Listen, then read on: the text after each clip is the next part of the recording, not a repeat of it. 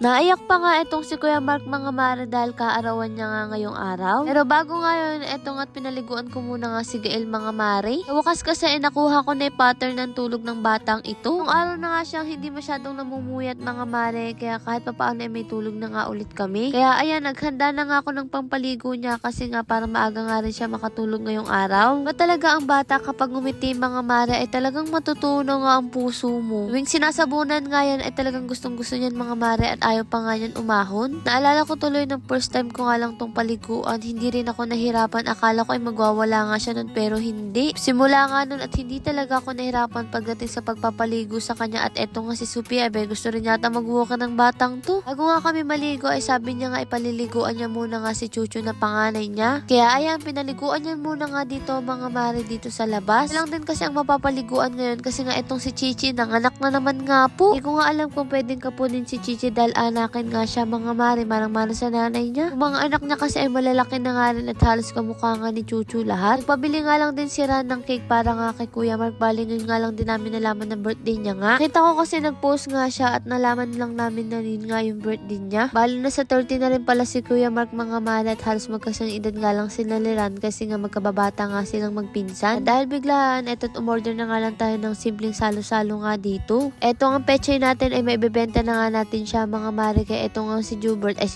Jeffrey ay dinidiligan na nga niya. Biro ko nga yun mga mare, paano ba naman palaging tanghali gumising at sinasabi ko nga pag tanghali siyang gumising papaambon ko nga siya. Kaya lang ayaw naman nga mahiwalay sa mga kasamahan niya, gusto niya nga lang dito kung nasan nga yung dalawa. Biro lang naman nga din yun mga mare. At eto nga yung cake para nga kay Kuya Mark, bali maliit lang din naman dahil nga hindi naman naubos kaya sakto nga lang to sa amin. Sakto nga itong si Jeffrey papunta nga doon kaya naman nga pinahawak ko na nga rin tong payong. Paano ba naman tuwang-tuwa si Gael nga dito sa payong? Diba kaliligo nga lang niyan tapos ayaw pa nga matulog. Kaya dinala ko na nga lang dito. Ito nga si Kuya Mark sa kasi ate ay bumili nga ng coke para syempre meron nga tayong mainom at eto't kinantahan na nga rin. Ayan, syempre nag-wish nga siya. Ang haba nga ng wish nga ni Kuya Mark. Tagal na nga natin mga mare nagaganito ngayon. Si Kuya Mark lang yata ang pinakamahaba ang mag-wish. Pero hindi na nga namin narinig yung wish sabi kasi kapag narinig daw ng iba hindi raw natutupad. Totoo ba yun? Habang nag-aasikaso nga kami dito, ito nga mga mare yung binili nga natin plato. Bali mura nga lang to. Ilalagay ko na nga lang kung saan yung mabibili yan. Ito nga si Kuya Mark, akala ko naman naglolo ko nga lang si ate na umiyak pero umiiyak nga daw. Na kasi siya umiiyak dyan mga mare. Sabi niya kasi napaka-bless nga daw niya na nandito nga siya sa atin. Kukwento pa nga lang ay naiiyak na nga siya mga mare. Parang nga sira, napakababaw nga ng luha. Ayun nga, tulad nga ng sabi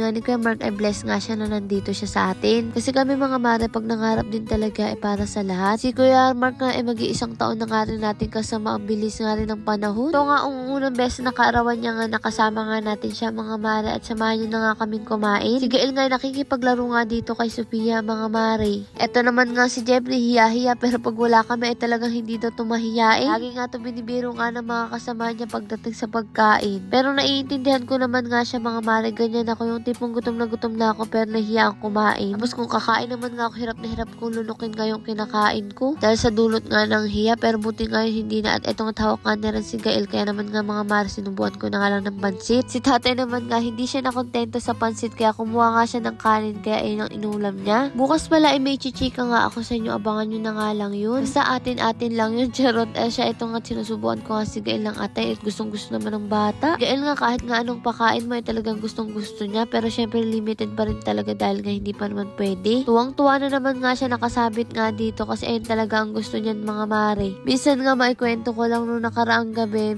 bali na alimpungatan nga ako na wala si Gael sa tabi ko. Pagkita ko naglalaro mag-isa doon sa may bintana. Pagdating kasi sa pagpapatulog, hindi naman nga mahirap patulugin to si Gael. Basta nakuha niya na yung limit niya na talagang inaantok na siya natutulog yan mag-isa. Tutuwa nga ako na 3 araw na nga sunod-sunod na okay na nga ulit ang tulog niya. Pero sabi nga ng pidya niya ay normal lang naman daw yun sa bata. Siyempre tinatanong din namin yung pidya niya mga mare kung bakit ganun. Pero sabi ng doktor niya, kumbaga nag-a-adjust nga lang daw yung bata mga mare kapag ganito ang buwan kasi magte-10 months na nga siya. Sabi nga ni Doc, minsan nga lang maging bata at mamimiss din namin yung ganito siya kalaki. Tunong na nga rin magalit itong bata na to kapag meron siyang gustong hawak tapos kinuha mo ay nagwawala na. Kaya niya nang ipaliwanag yung sarili niya sa paraan ng pag-iyak niya. Eto nga ipapadala ko nga kay Kuya Richard mga mare pero ang ending pala ang kumain lang din ay si Chubert ay si Jeffrey. Dahil nahiya lang din pala ditong kumain tong batang to, napakamahiyain pag wala yung mga kasamahan. Tapos eto't nagsando ko na nga din sila Ate Vilma para maibigay nga namin doon at umuwi na nga rin kami dito. Syempre ang wish lang naman namin kay Kuya Mark ay malakas na pangangatawan at magkaanak na nga rin siya para nga syempre meron siyang sariling anak. Para sa ganun ay sarili niya naman nga ang piliin niya para siya kay liligayin niya. Bale eto nga umuwi muna nga sila dito mga mare kasi susunduin nga daw si Alvin dahil nagpapasundo nga. Kaya sabi ko pagpunta nila doon ay magdala na nga rin sila ng tubig mga mare para makaipon nga sila sa drum. Hindi naman nga sila ganun ng tagal mga mare pagkatapos ay umuwi na rin naman nga sila. Nga magkakaroon nga daw silang simpleng inuman. Lord maraming pong salamat sa lahat ng blessing. Syempre sa inyo mga mare para bayan mo ka sa lang ulit.